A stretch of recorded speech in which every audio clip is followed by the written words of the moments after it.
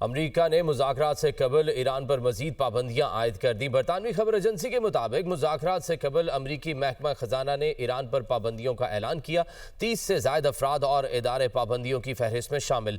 बहरी जहाज़ों और कंपनीज पर भी पाबंदियां आयद। अमरीकी महकमा खजाना का कहना है कि अफराद और कंपनीज ईरान की गैर कानूनी पेट्रोलियम फरोख्त में मुलव्वस हैं। ईरानी बैलिस्टिक मिसाइल प्रोग्राम रिवायती हथियारों की तैयारी में मुआवनत कर रहे हैं। अमरीका ने मुज़ाकरात से कबल ईरान पर मजीद पाबंदियां आयद कर दी। बरतानवी खबर एजेंसी के मुताबिक मुज़ाकरात से कबल अमरीकी महकमा खजाना ने ईरान पर पाबंदियों का ऐलान किया। 30 से ज़ायद अफराद और इदारे पाबंदियों की फहरिस्त में शामिल। बहरी जहाज़ों और कंपनीज पर भी पाबंदियां आयद। अमरीकी महकमा खजाना का कहना है कि अफराद और कंपनीज ईरान की गैर कानूनी पेट्रोलियम फरोख्त में मुलव्वस हैं। ईरानी बैलिस्टिक मिसाइल प्रोग्राम रिवायती हथियारों की तैयारी में मुआवनत कर रहे हैं।